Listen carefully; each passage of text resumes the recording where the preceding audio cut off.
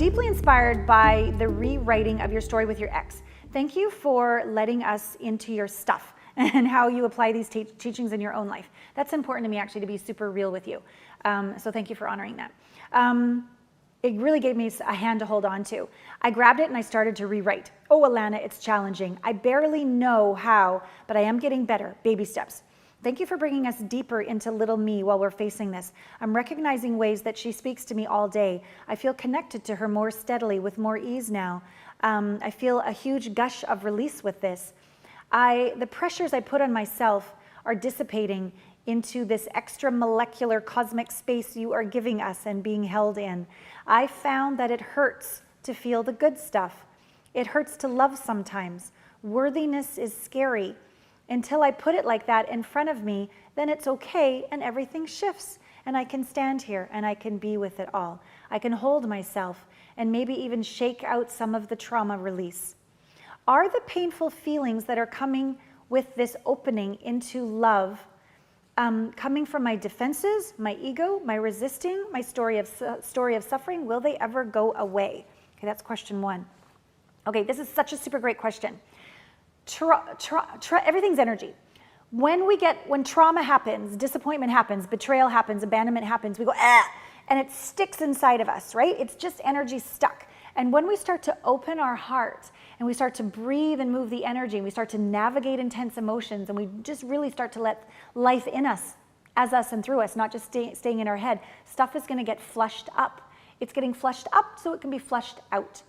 Remember the week that I told you that, oh my God, I had a miracle with my ex. I was on this high for like 2 weeks because that conflict energy wasn't there. And then out of the blue, I cried 2 weeks later, the whole weekend long. Grief. I didn't know it was in there. But the grief of having somebody after you for 12 years, right? It was in there, okay? So there's no way it could have come out until I'd done the work and then let it out. So I just had a good cry, like a lot of it. I just let myself cry and didn't judge, didn't fix, just let it run its course. So will this go away? Definitely. Resisting it will make it take longer. Judging it will make it take longer, but just welcome it. If you're sad, like rent a sad movie and just cry. If you're mad, do the theater of redemption or get out a baseball bat and just hit a pillow. Just help whatever needs to move so it can come out. And tell the energy, remember that we aren't the emotion, we're having the emotion. So we're the witness and the experience of it at the same time. We don't want to be the drama queen or drama king and be the energy. We're experiencing it with the intention of releasing it. I'm ready to let this go out of my body. Tell the energy, you're in charge. You are in charge of everything. You are so in charge of everything. Tell the energy what you want it to do. I'm here to feel this, to release this, okay? And that last running of energy, making love with the universe, is also a wonderful way. Remember how I let everything go down that tree trunk? Literally tell it. Tell it to gracefully, I got the lesson. Thank you. You can go now. You can tell it to do that. So there's also TRE, trauma release exercise. I think in one of the weeks I've told you about this. Have I? Forgive me if I've forgotten.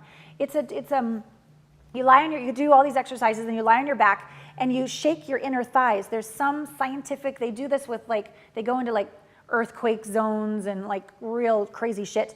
And there's a way that the tremors in your inner thigh let go of trauma out of your body. Your brain does this without you reliving the emotion. TRE, trauma release exercise. Bocelli, I think the dude's name is, or Baselli or something. I will get the information for you for the homework or for Monday. And that's another exercise I've gone through over time. Probably have done it 25 times. And it's kind of weird. You don't really want to do it around people because you look kind of weird. Your legs are shaking, you're laying on the ground. But it releases it, literally releases it out of your body in a way that doesn't trigger emotions.